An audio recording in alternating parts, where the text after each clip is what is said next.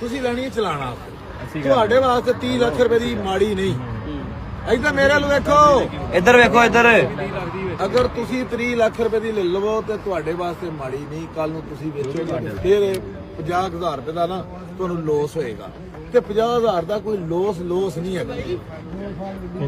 ਹਾਂ 50,000 ਰੁਪਇਆ ਕੋਈ ਲੋਸ ਨਹੀਂ। ਨਵੀਂ ਗੱਡੀ ਚਲਾਣੀ ਜੇ ਚੁੱਪ ਕਰਕੇ ਲੈ ਜਾਓ, ਕੋਈ ਇਹ ਨਹੀਂ ਕਹੇਗਾ ਯਾਰ ਗੰਦ ਲਿਆਂਦਾ ਜੀ। ਨਹੀਂ ਡਾਕਟਰ ਸਾਹਿਬ ਮੈਨੂਅਲ ਦੀ ਤਰਫ ਹੈ ਮੈਨੂਅਲ ਲਵਾਂਗੇ, ਕਹਿੰਦੇ ਫਿਰ ਮੈਨੂਅਲ ਲੈ ਲਾਂਗੇ। ਇਹ ਵੀ ਰਾਜਪੂਤ ਨਾ, ਰਾਜਪੂਤ ਜਿਹੜੀ ਤੋਬਾ ਜਿੱਥੇ ਅੜ ਜਾਂਦੀ ਹੈ ਨਾ, ਇਹਨਾਂ ਦੀ ਸੂਈ ਜਿੱਥੇ ਫਸ ਜਾਵੇ, ਜਿਵੇਂ ਸ਼ਰਾਬੀ ਬੰਦੇ ਨਹੀਂ ਸੂਈ ਫਸਦੀ, ਇਹ ਜੀ ਰਾਜਪੂਤ ਵੀ ਫਸ ਹੀ ਜਾਂਦੇ ਨੇ।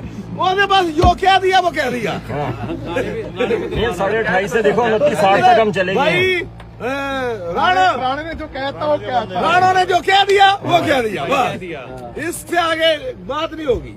लेनी है, देनी है, दो नहीं तो हम जा रहे हैं। डॉक्टर साहब 28.5 से 29.60 तक चलेंगे। मैं ना हौसला ਤੁਹਾਡਾ, ਤੁਸੀਂ ਵੀ ਬੜੇ ਮੁੜੇ ਹੋਏ ਰਾਜ